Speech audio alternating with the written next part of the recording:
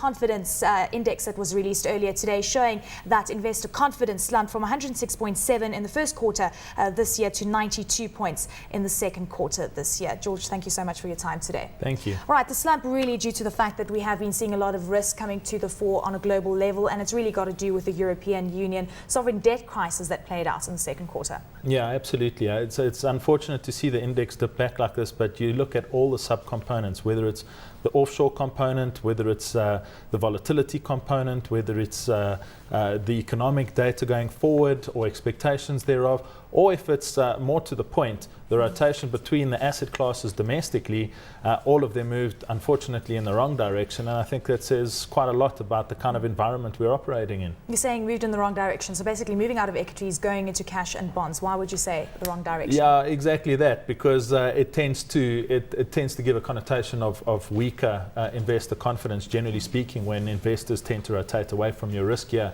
equity markets back towards bonds and money market. I think it also speaks very much to the kind of environment that we've experienced so far in terms of a lot of liquidity being pushed into the financial system as such, being trapped in the financial system, not necessarily finding its way back into the real economy. All of that liquidity initially finding its way into the markets and pushing up equities and a number of other markets in such a magnificent way that you found a lot of fund managers piling in perhaps a little bit too late in almost a reactionary manner. So that's what brought the index up to the levels that it was at not so long ago. But we're starting to see some of the fundamentals come into play once more. If you don't have that underlying fundamental valuation that matches up with the movements in the markets, you're going to have a stall. And I think that's exactly what we're seeing in the market right now. Well, let's compare the index right now as it stands at 92 points in comparison to the last time we saw around the 90 level, which was in the first quarter of 2008.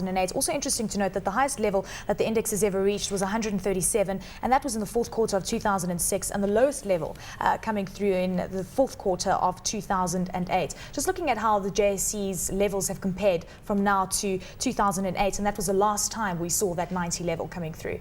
Yeah, so it is quite a substantial retreat, and I think again it speaks to the issue of fundamental valuations not quite there. So fund managers, and if you speak to many of the fund managers, they'll tell you just how bearish they are on the outlook for growth and the implications for earnings and the like. And I think that starts to come through in these numbers, because you can see them rotating generally away from equities back towards bonds and money market. If they were that confident on the future and confident in the authorities' abilities to be able to generate this economic recovery that's going to be sustainable over a longer period of time, you would see more of a rotation into equities. As it is, we've seen the biggest drop in the equity proportion of the total as compared to the third quarter of 2008, and that was just before we had a significant crunch on equity markets. So it is a little bit concerning. I think it gives a great perspective on why the markets are as jittery and as uncertain as they are.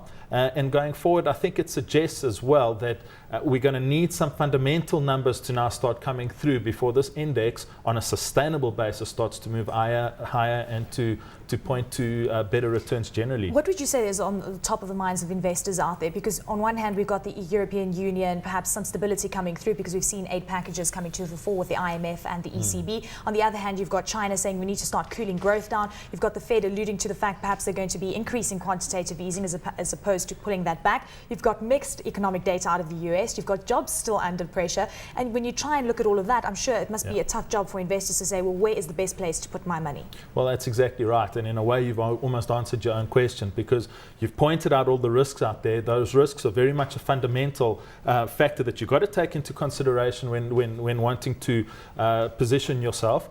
But what people don't know, and what we find as an industry very difficult to get our heads around, is what sort of impact the policy decisions that are being taken right now, so the ultra-accommodative monetary policies, the fiscal policies that, for the most part, you look at the US, hasn't been unwound. Austerity, yes, is coming through in some European countries, but certainly not the case in the likes of Japan or China or America for that matter. And so you've got this huge policy stimulation that's still being applied, and one's uncertain of how to offset the fundamentals, which are looking quite risky, versus the policy stances that are being adopted. Okay, well, George, looking at the scenario that is playing out, we've got austerity versus stimulus at this point in time. You've got people like Alan Greenspan saying that if we see house prices coming under pressure, we're going to head into a double dip scenario. You're also talking, we're also hearing a lot of investors out there, such as Mark Faber, saying that if we do see quantitative easing continue, that's going to create the final massive crisis that is going to wipe everything out. I mean, it's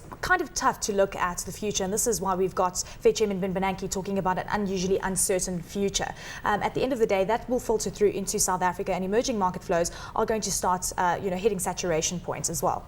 Absolutely right, and you've touched on a point which I think concerns a lot of people. But speaking back to this index, it highlights exactly what we're seeing in this index. This rotation back, I mean, we've seen an increase in the proportion of money market. We've seen a strong increase in the proportion of bonds. Both those are defensive plays.